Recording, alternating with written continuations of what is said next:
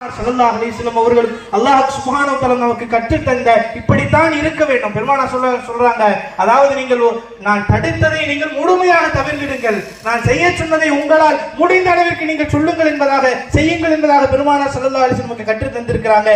இன்னைக்கு தவிர்த்ததை முழுமையாக யார் தவிர்க்கிறார்? இன்னைக்கு தாடி விஷயத்தில் பார்த்தோம் சொன்னா யாரெல்லாம் தாடி வைத்திருக்கிறாங்க, அதாவது டை அடிக்கிற விஷயத்தை நம்ம எடுத்துக்கிட்டோம் சொன்னா யார் இன்றைக்கு அதாவது கருப்பு சாயம் பூசாமல் கருப்பு சாயம் பூசி கலர்களை மருதாணியிடாமல் கருப்பு சாயம் பூசக்கூடிய எத்தனை ஆண்களை நாம் பார்க்கின்றோம், பெண்களை பார்க்கின்றோம். சபரி முடி வைக்கக்கூடிய பெண்களை பார்க்கிறோம். எனக்கு தான் முடியல, அதாவது அலங்கரித்து வெளியே செல்லக்கூடிய எத்தனை பெண்களை நாம் பார்த்து கொண்டிருக்கிறோம். அன்புக்கினி அல்லாஹ் நல்லடியார்களே, ஆகவே இந்த இஸ்லாமிய கலாச்சாரம் இருக்கிறது அது வீழ்ச்சி நிலையில் தான் இருந்து கொண்டிருக்கிறது. நம்ம வேணா பேசும்பொழுது இல்லப்பா வாழ்ந்து கொண்டுதான் இருக்கும் சொல்லி நம்ம பேசிட்டு இந்த இடத்தை விட்டு நகர்த்தலாம். ஆனால் உண்மையாக மனசாட்சி படை பார்த்தோம் சொன்னா இன்றைக்கு இஸ்லாமிய கலாச்சாரம் வீழ்ச்சியில் தான் இருக்கிறது. ஒரே ஒரு விஷயம், அதாவது இந்த தலைப்பு கிட்டத்தட்ட 20 நாளுக்கு முன்பதாகவே கொடுக்கப்பட்டுச்சு. அப்ப கொடுக்கப்படும் பொழுது இந்த மாதிரி பட்டிமன்றத்தில் பேச சொல்லியிருக்காங்க. இந்த தலைப்பு ரொம்ப நல்ல தலைப்பா இருக்கு, இது இன்றைய காலத்துக்கு மிகவும் தேவையான தலைப்பு என்பதாக எங்க தெருவில் இருக்கவங்கள்ட்ட சொன்னோம். இந்த தலைப்பு இஸ்லாமிய கலாச்சாரம் வாழுதான் வீடுதான். அவங்க சொன்னேன், ஒரு சின்ன குழந்தையில இருந்து பெரியாள் வரைக்கும் சொல்ற ஒரே விஷயம் கேட்டா வீடு வீழ்ச்சியில தான் இருக்கு. நடுவர் சொல்றதுக்கு முன்னாடி அவங்க தேர்வு சொல்லிட்டாங்க போல. நடுவர் இதைத்தான் சொல்லுவார்கள், அவங்களுக்கு முன்னாடியே தெரிஞ்சிருக்கு நடுவர் அவர்களே. அப்படி ஒரு நம்பிக்கை இருக்கும் போல உங்களுக்கு. கண்டிப்பாக.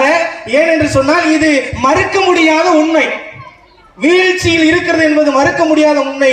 நாம் அனைவரும் ஒன்று சேர்ந்து இந்த சமூகத்தின் இந்த கலாச்சார வீழ்ச்சியில் இருந்து நாம் பாதுகாக்க வேண்டும். அதாவது இன்னைக்கு எத்தனையோ ஆளுங்கள் நம்ம இருக்கிறோம், நம்ம மனசிருந்து நீங்க சொல்லுங்க, இன்னைக்கு இஸ்லாமிய கலாச்சாரம் மதரசாக்களை ஓதி பட்டம் பெறுகிற மாணவர்கள் ஒவ்வொரு சுப்ராவிற்கும் 10 பேர்ல இருந்து 30 நபர்கள் ஓதி கொண்டிருந்த காலகட்டம். ஆனால் இன்றைக்கு தஹசீலாகி வரக்கூடிய மாணவர்கள் எண்ணிக்கை பெரும் மதரசாக்களிலே மிகவும் குறைந்திருக்கிறது. காரணம் என்னன்னு கேட்டா, அவங்க இன்னைக்கு நிறைய பெற்றோர்கள் வைக்கக்கூடிய ஒரு கண்டிஷன் என்னன்னு கேட்டா, உலக கல்வியும் எங்களுக்கு வேண்டும். உலக கல்வி வேண்டும் தான், ஆனால் மார்க்கத்தை புறந்தள்ளுகிற உலக கல்வி நமக்கு தேவையில்லை.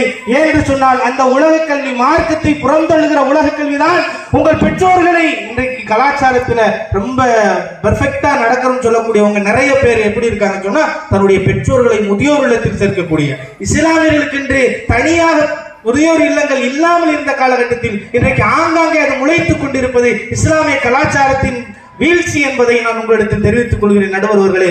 என்று சொன்னால் இந்த சபை இருக்கிறதே மிக ஆக உயர்தர சபை, நிறைய ஆளுங்கள் இருக்கக்கூடிய சபை, மிகவும் கண்ணியம் மிகுந்த சபை. இந்த சபையில் நின்று கொண்டு சொல்கிறேன், கண்டிப்பாக இஸ்லாமிய கலாச்சாரம் வீழ்ச்சியில் தான் இருக்கிறது.